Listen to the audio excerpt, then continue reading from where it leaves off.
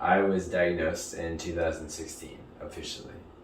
The doctor is telling me that it looks like it might be MS, and my mom was still like just sitting across from me, and she was like, yeah, but maybe not. And I was like, because we didn't know for sure yet, and I was just like, yeah, actually maybe not, you know. And then shortly thereafter, it was like, oh yeah, it's MS. It was just so unbelievable. I was 25 and like right in the middle of like everything, you know. I was in bands.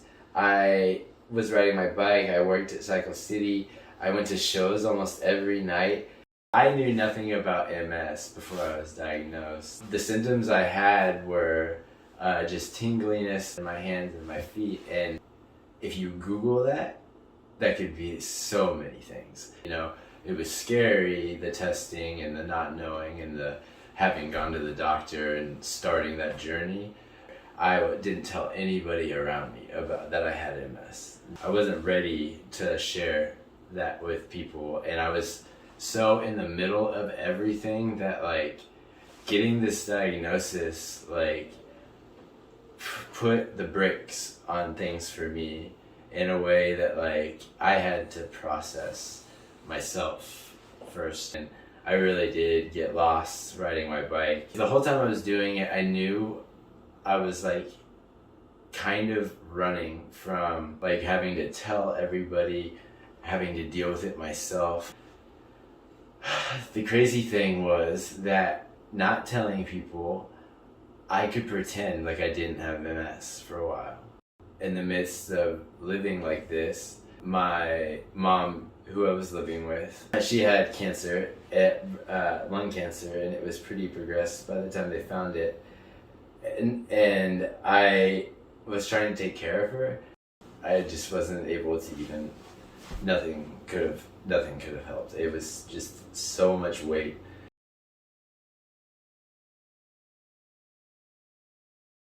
I'm just trying to navigate this world for the first time by myself without a mom, and I was left, I kind of feel like I was kind of out in the middle of a lake and I got shoved out.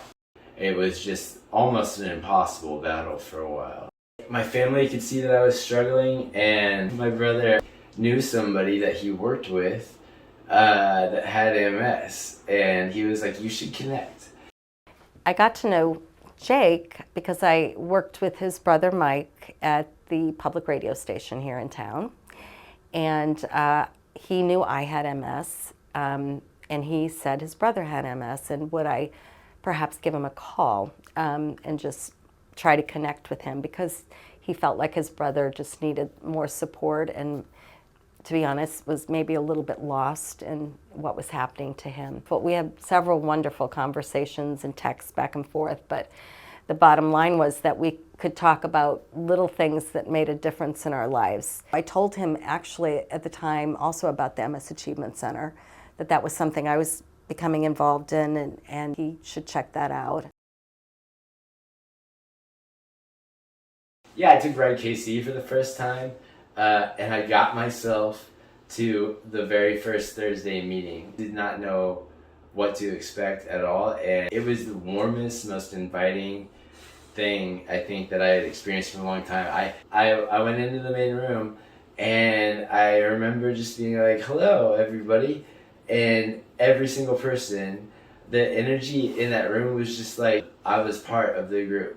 And I was just sitting around a table of all the Thursday members, and everybody was like asking me questions, and like for the first time, oh my gosh, I can't even describe how like it just felt so wonderful to be like looked at and fully seen, and like have a community of people that cared about me. And it was just like, okay, this is my team. Being 25 and being diagnosed with MS and like adjusting to a whole new life, and like your identity changes a bunch of times, all of a sudden I'm like sitting across the table from people just like me for the first time in a really long time. Like I was just missing this like huge part of my life, this connection to people, and the MSAC brought all of that back.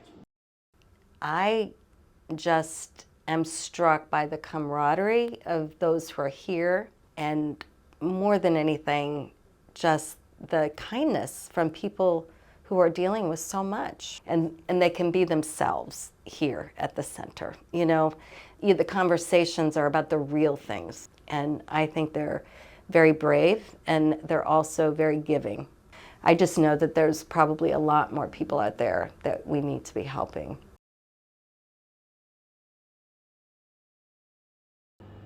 I think about little magics all the time, like these little things that happen every day. A bunch of those little magics led me to the MSAC. The world just opened up, and I could do anything.